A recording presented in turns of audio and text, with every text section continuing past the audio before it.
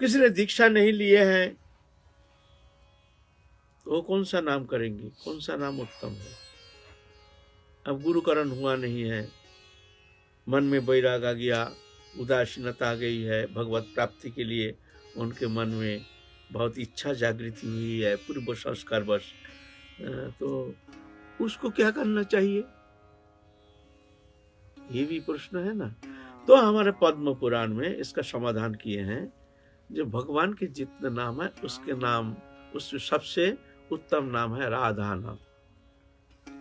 राधा नाम करने से बोलते हैं समस्त पाप ऑटोमेटिक नष्ट हो जाता है, हैं? और स्वयं भगवान श्री कृष्ण राधा नाम जो रटते हैं उनके पीछे पीछे घूमते हैं उनकी कृपा करने के लिए, भगवान उसको बहुत प्रिय मानते हैं।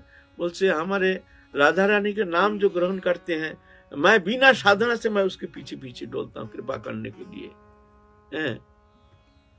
बोले और राधा नाम ग्रहण और क्या उपाय है, ये कलिहत कली कलमशो संसार से मुक्त होने के लिए, बोलता है राधा रानी के शरणागत होकर के जो राधा नाम रटते, हे राधा रानी हम तुम्हारे शरणागत हैं, तुम हमको रक्षा करो, तुम हमको रक्षा करो, हम तुम्हारे शरणागत हैं, हम तुम्हारे हैं, तुम हमको स्वीकार करो, तुम हमको अंगीकार करो हे राधा रानी, हमारे और कोई गति नहीं, हम तुम्हारे शरणागत हैं। तो भगवान कहते उसको मैं सर्व सिद्धि प्रदान करता हूँ, उसको संसार चक्र से मैं मुक्त करके नित्य धाम में ले जाता हूँ। ऐसा पद्म पुराण कहते हैं।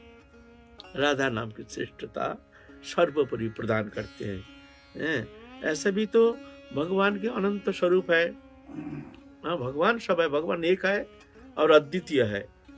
राम कृष्ण नारायण शिव आदि सब एक ही है। 10 भगवान 10 नहीं है। कोई राम उपासना कर रहे हैं, कोई नारायण उपासना कर रहे हैं, कोई कृष्ण उपासना कर रहे हैं, तो क्या भगवान का अलग अलग है? भगवान एक ही है, नाम अलग रूप अलग, अनंत नाम अनंत रूप अनंत लीला अनंत कुश।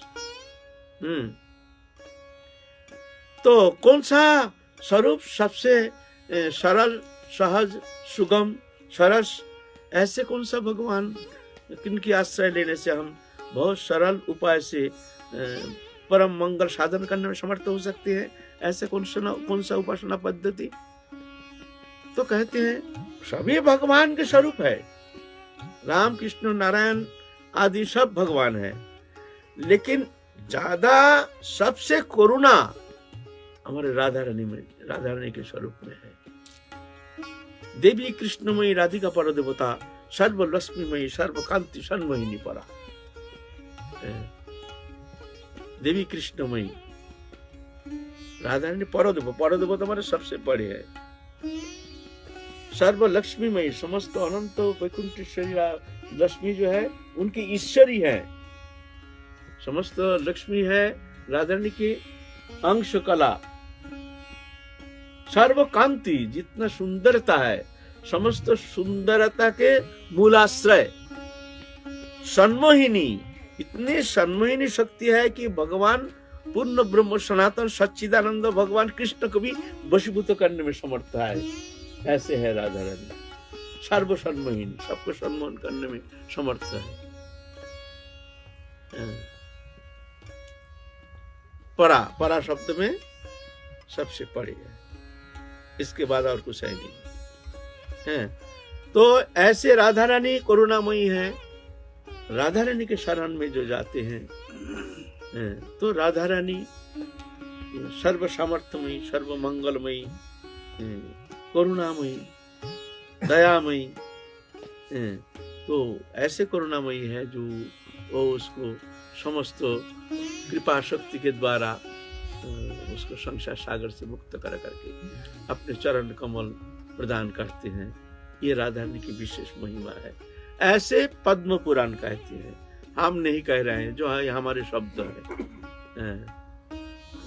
पद्म पुराण में ऐसा कहे तो राधा नाम सर्वोपरि बताया गया है। राधा नाम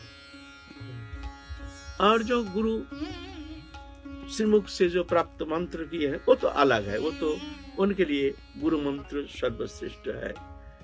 गुरु मार्ग प्रदर्शित मार्ग उनके लिए सर्वोपरि है, सर्वश्रेष्ठ है।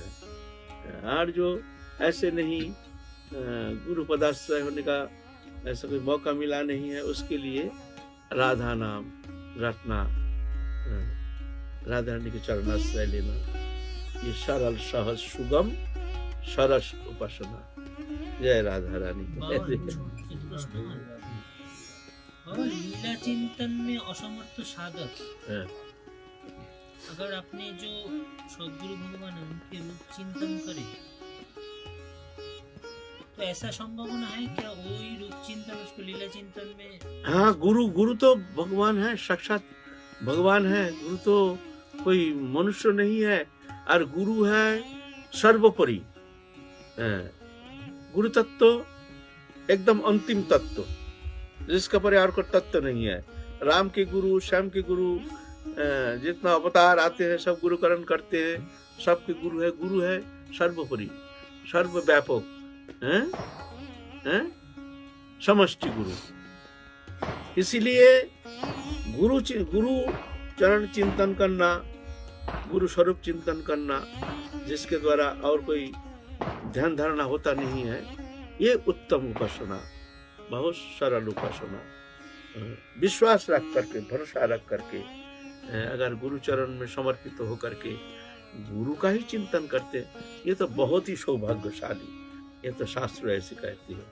वो तो भगवत चरण में निष्ठा तो हो जाती है, भगवत चरण में निष्ठा भक्ति होना सरल है, लेकिन गुरु चरण में एक निष्ठ होता, ये बहुत दुर्लभ है, ऐसा कहते हैं।